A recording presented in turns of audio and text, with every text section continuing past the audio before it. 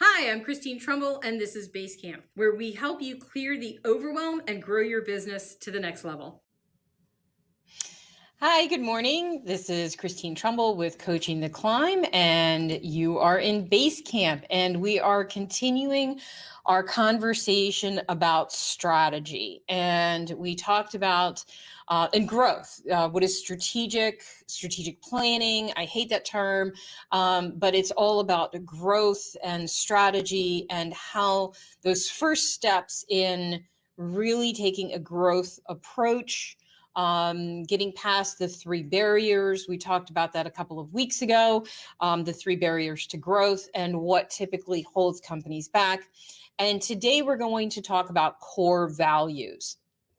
And, a lot of people use the terms mission, vision, all of that stuff. We use the term core values, and they're the rules and the boundaries that define the company's culture and the personality.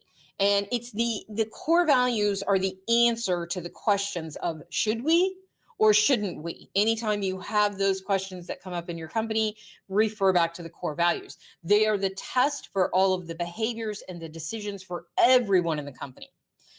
When your top managers and founders understand this and lead by example, when their decisions and behaviors are led by the core values, that's going to flow down to the rest of the company. And when the core values are felt and lived by through the entire company, the upper managers and the leaders and the founders don't get dragged down in those day-to-day decisions and operations.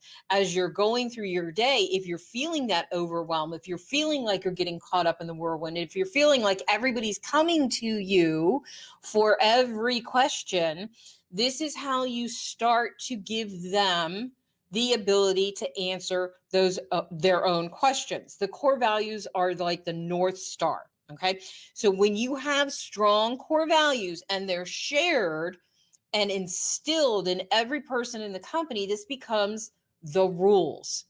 So when somebody comes to you to ask permission, you can say, or the leaders or management, go and consult the core values.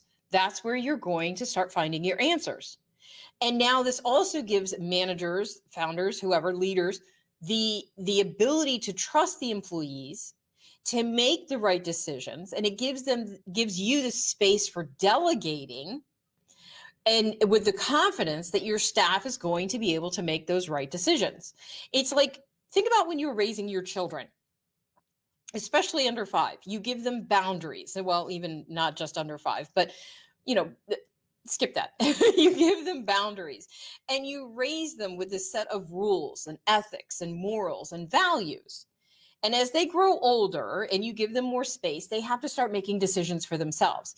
Well, you've given them that framework. It's the same concept. You hope your children make the right decisions. And if you've done your job, typically they do. It's the same with your company. You give your team those boundaries and values.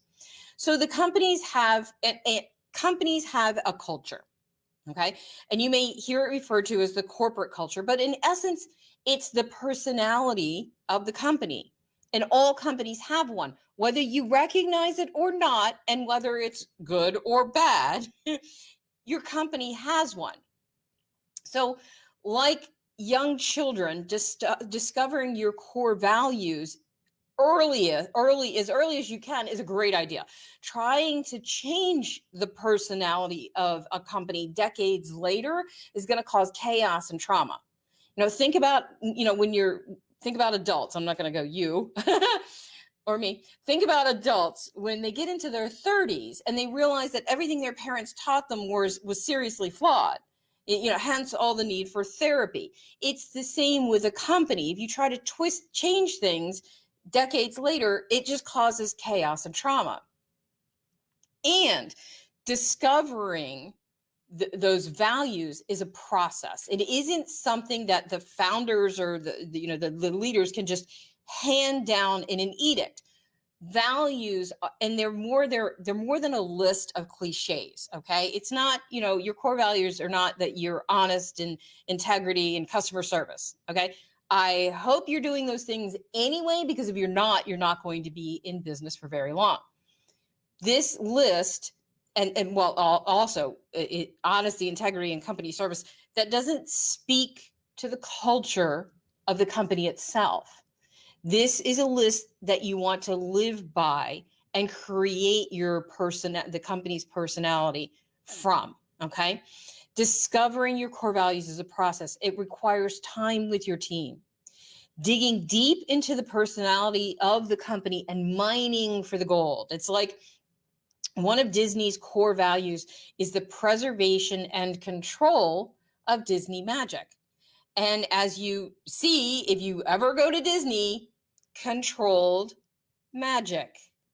They live it and they breathe it. Everybody in that place lives it and breathes it. So once you understand your company's core values and its personality and its soul, you can share it, you can live it, you can breathe it with the team and everybody in the company, and they're going to start living and breathing it. And it's going to shape and guide all of the decisions from hiring and firing to growth and expansion. They become your guiding light, and it's always going to keep you moving in the right direction. So that is the very broad overview of core values. If you need help discovering your core values, getting the right list of core values, schedule a call with me. Using the wrong list is going to confuse the organization, and it's going to create endless amounts of therapy for your company if you're not already experiencing it. So I hope you have a fantastic day, and talk to you next week.